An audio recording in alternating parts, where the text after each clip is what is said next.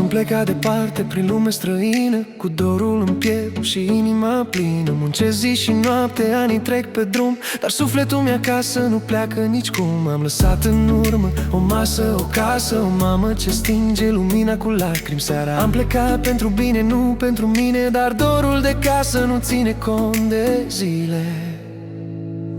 Când sună telefonul și se face tăcere, îmi ascund durerea într-un sun bine ce doare. Le ascund adevărul, nu vreau să-i doară. Pentru ei merg mai departe chiar când inima moare. De Crăciun vreau acasă la masa mea, cu mama, cu tata, cu viața mea.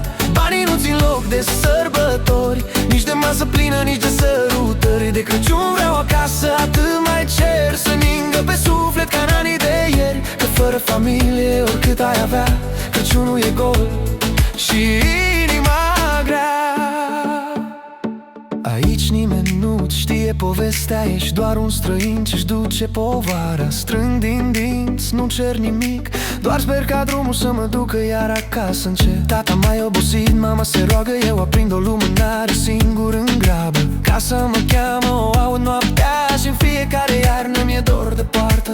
Număr nopțile, nu banii strângi, dorul de-ai mei mă lasă fără cuvinți. Aș da tot ce am pentru o zi, să fiu acasă măcar de Crăciun, știi? De Crăciun vreau acasă la masa mea, cu mama, cu tata, cu viața mea.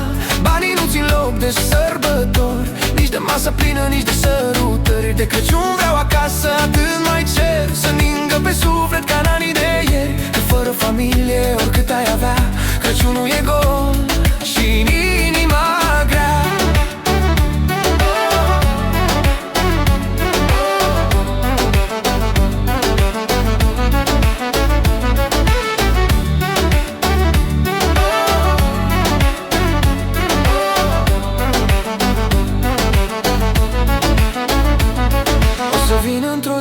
Să bat la poartă, să-mi strâng familia, să nu mai doară cu tot ce-am strâns, cu tot ce-am dus. Să fiu din nou acasă, chiar și pentru un Crăciun.